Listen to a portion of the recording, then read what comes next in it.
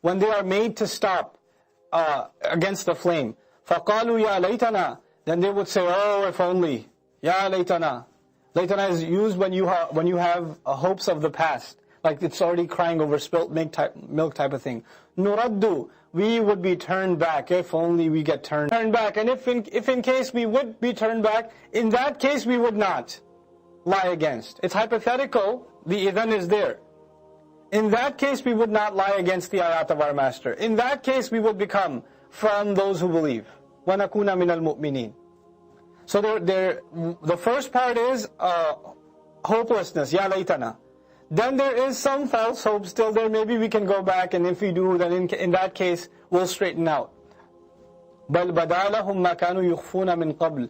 Rather, the fact of the matter is, whatever they were hiding all this time has now become exposed to them, has come out in front of them, from way before, from back then. وَلَوْ رُدُّوا, and had they been turned back, لَعَادُوا لِمَا نُهُوا عَنْهُ. What an amazing statement. They would have returned back, they would have gone back to the very things they were forbidden from. لِمَا نُهُوا عَنْهُ, what they were forbidden from. You know why that's incredible to me? Because this surah is about Allah telling them, I will not show you anything.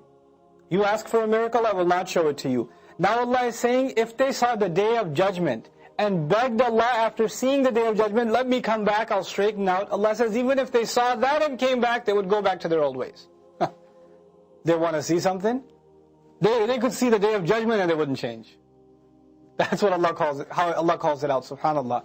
So He says, لَعَادُوا لِمَا نُهُوا عَنْهُ إِنَّهُمْ لَكَاذِبُونَ. They're nothing but liars, no doubt about it. Truly, they are the liars.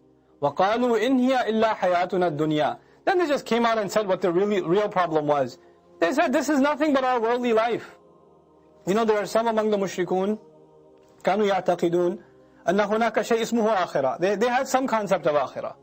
وَلَكِنَّ الْبَعْض لَمْ يُؤْمِنُوا بِأَيْ شَيْء اسْمُهُ آخِرَةً. They didn't believe in anything called an akhirah. There's no afterlife.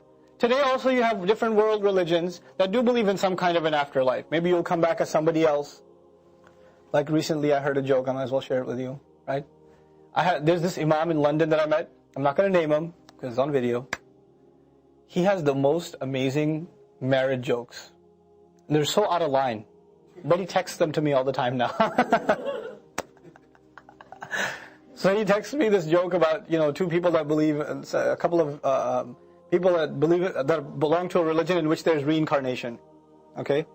So this guy's telling his wife, we believe when you come in the next life, you come in a different form. So she goes, I'd like to come back as a cow. And he goes, you don't understand. You didn't hear me the first time. You have to come back in a different form.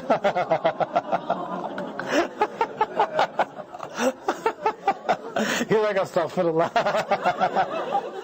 Not at the reincarnation. Yeah. It's pretty messed up, mushrik. Really messed up. Okay, so وَقَالُوا إِنْ هِيَ إِلَّا حَيَاتُنَا الدُّنْيَا. They said, this is just our life. By the way, al-hayatu dunya, not al-hayatu dunya, hayatuna dunya. The idafa is made to ourselves. This is our life, man. We can do whatever I want with it. That's all we got. Ad-dunya also comes from adna, which means closer and lower. It's right here. It's accessible. This is my life and I can do what I want with it right now. I don't care what anybody says. What it do, what it does, what is that? Is that what that is? Right? I don't know. It's in Maryland apparently. Right? But the idea, I don't care. This is my life. You only live once. You're only young once. So we have to just live it up. This is all we've got. And by the way, it is that attitude that gives rise to a multi-billion-dollar industry called the aging industry. The anti-aging industry. Hey, here's a cream that will make you look 30 years younger. Here's a surgery that will get rid of all that, and put some hair on your head back and this or that or the other. Look younger. Just pretend that death isn't coming. Feel like you're still 30 even though you're 60. Right? For the Muslim, aging is not something we have a problem with. Because we know this is not the end of life. These are necessary steps in life. But when you don't have an akhirah left, and you want to do everything you can to stay young, to get the most you can out of this life. At the same time though, I should mention the other extreme. One thing I really appreciate especially about